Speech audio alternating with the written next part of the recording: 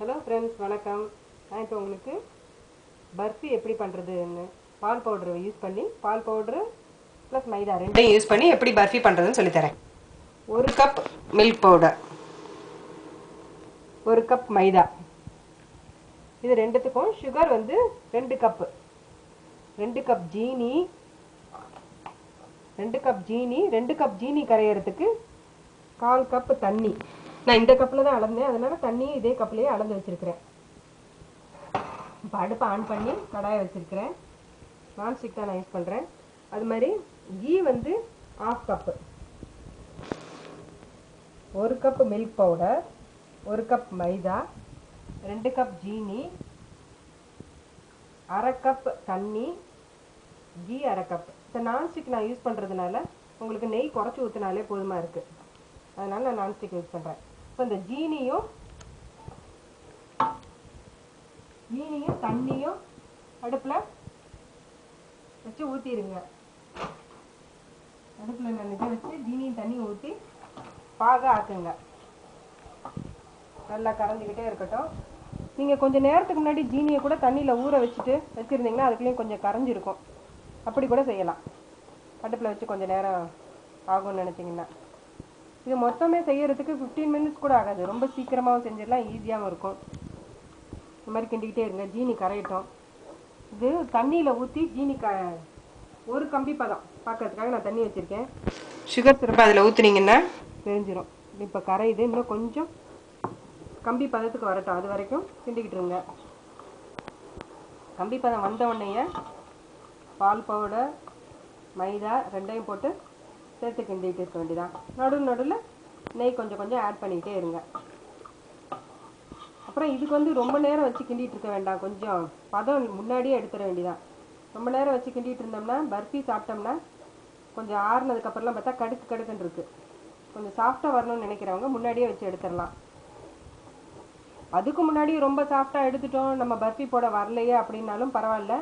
அந்த இது ஆறுனதுக்கப்புறம் சின்ன சின்ன உருண்டையாக நம்ம சீடை மாதிரிலாம் உருட்டி வச்சோம்னா அது ஒரு மில்க் பால்ஸ் மாதிரி அது ஒரு நல்லா இருக்கு.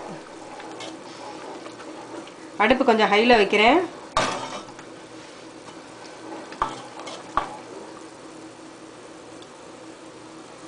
இன்னும் வரலைங்க, ஜீனி கரையுது. இந்த தண்ணியில் கரையாமல் கொஞ்சம் நிற்கும், அவ்வளோதான்.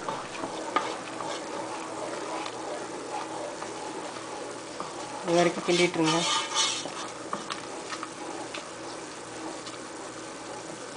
மைசூர் பாக்கெல்லாம் செய்கிறதுக்கு கொஞ்சம் நேரம் ஆகும்னு இருக்கும்ல, இது வந்து ஈஸியாக சீக்கிரம் செஞ்சிடலாம்.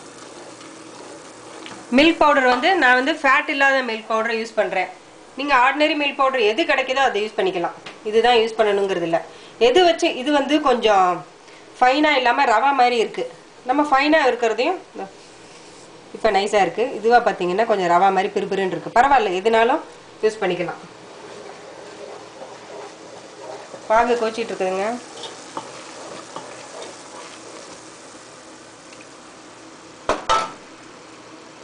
கரையுது.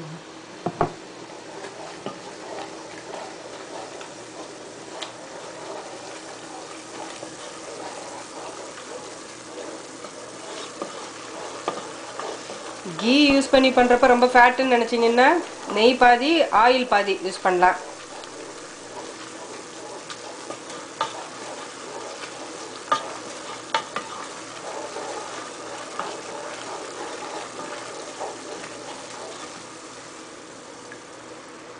இப்போ கரையாமல் இருக்குது பாருங்கள், இந்த கன்சிஸ்டன்சி இருந்தால் போதும்.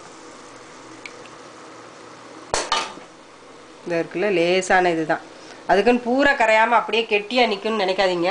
அப்படி கெட்டியாக நின்றுச்சுன்னு சொன்னால் நல்லா நம்ம வெள்ளைப்பாகெல்லாம் கட்டியாக ஆகிக்குமா, அந்த மாதிரி ஆகிடும். அடுப்பை நல்லா குறைச்சிக்கோங்க, கொஞ்சம் குறைச்சிக்கிட்டு அதில் மைதா போடுறேன் நான். அடுத்து பால் பவுடர் போட்டு கிண்டிக்கிட்டே இருக்க வேண்டியதான்.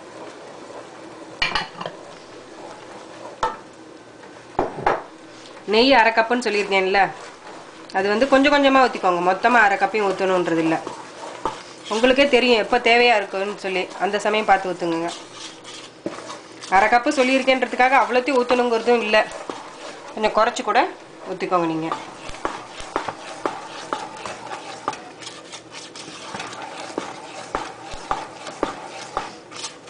இன்னும் கொஞ்சம் கிண்டிட்டு எடுத்தோம்னா பால்கோவா பதத்தில் இருக்குதா. நம்ம பர்ஃபியாக போடுறதுனால இன்னும் கொஞ்சம் அதிகமாக கிண்டணும்.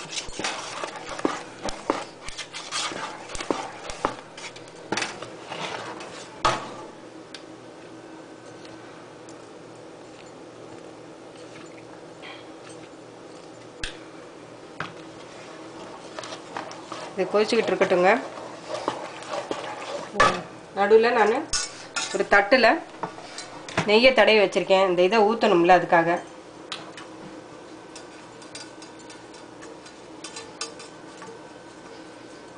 நல்லா கிரீஸ் பண்ணி வச்சுக்கிட்டிங்கன்னா பீஸ் போடுறப்ப ஈஸியாக வரும்.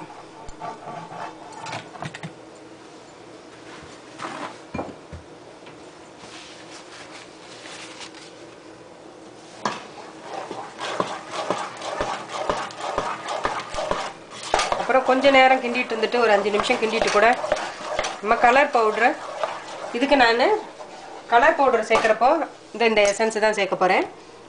கலரு பாலில் கொஞ்சம் பாலில் ஊற்றி கலந்துக்கிறேன் நான். அப்போ தான் எனக்கு எவ்வளோ வேணும்னு சொல்லி தெரியும். இதோட ஊற்றிடுங்க. வேணுங்கிறத பார்த்துட்டு கூட ஊற்றுங்க. எல்லாத்தையும் கலந்து வச்சோன்னு கூட ஊற்ற வேண்டாம். இப்போ இதே வந்து ஒரு கலர் நான் போட்டிருக்கேன்னா இதை கிண்டி ஊற்றிட்டு அதுக்கப்புறம் திருப்பி இதே மாதிரி செஞ்சு இங்கே இன்னொரு கலர் போட்டு இந்த மாதிரி 3 கலர் மேலே மேலே கூட போட்டு செய்யலாம். ட்ரை கலர் மாதிரி இருக்கும்.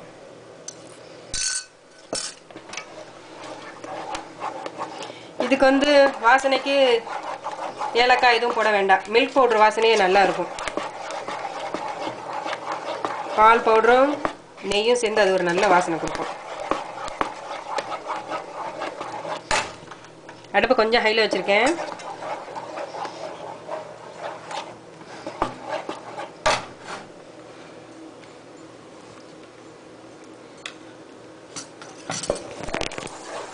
அப்படியே கிண்டிக்கிட்டே இருக்க வேண்டியதான். ரொம்ப டார்க் ரெட் கலர் போடலை, லைட்டாக ரோஸ் கலர் மாதிரி தான் போட்டிருக்கேன் கலர்.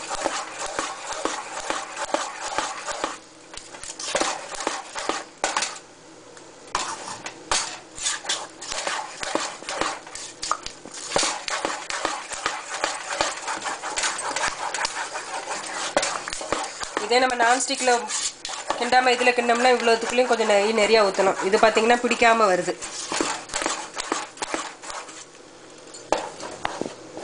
அரை கப்பு நெய்ன்னு சொன்னேன், அதில் அவ்வளோ ஊற்றலை. பார்த்திங்கன்னா நிறையா மிச்சம் வச்சுருக்கேன்.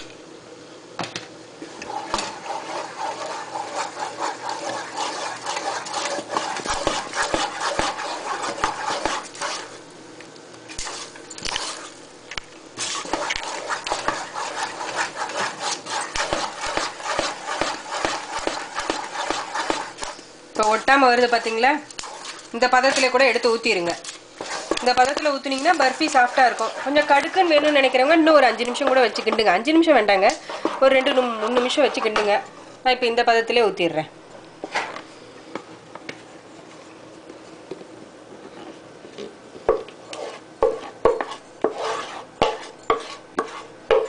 இப்போ ஊற்றுற இது தெரியுதாங்க? இந்த அளவுக்கு தண்ணியாக இருக்கிறப்ப ஊற்றினா கூட பரவாயில்ல, ஒன்றும் பர்ஃபி போட வராதோன்னு நினைக்காதீங்க. நல்லா வந்துடும். கொஞ்சம் ஆறட்டும். நல்லா ஆறுனதுக்கப்புறமா கட் பண்ணிக்கலாம்.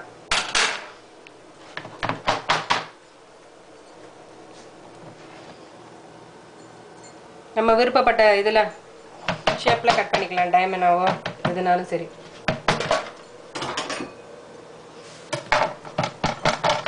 இப்போ இந்த இது இருக்குதுல்ல, இதுலேயே இன்னொரு இதில் நீங்கள் வச்சு கிண்டிங்கன்னா இப்போ இந்த கலருக்கு மேலேயே வெறும் கலர் போடாமல் கிண்டிங்கன்னா ப்ளைனாக ஒயிட்டாக வரும். அதை கூட மேலே ஊற்றிக்கலாம். அப்புறம் ட்ரை கலரை டபுள் கலராகவும் செஞ்சுக்கலாம். இது கொஞ்சம் ஆறட்டுங்க.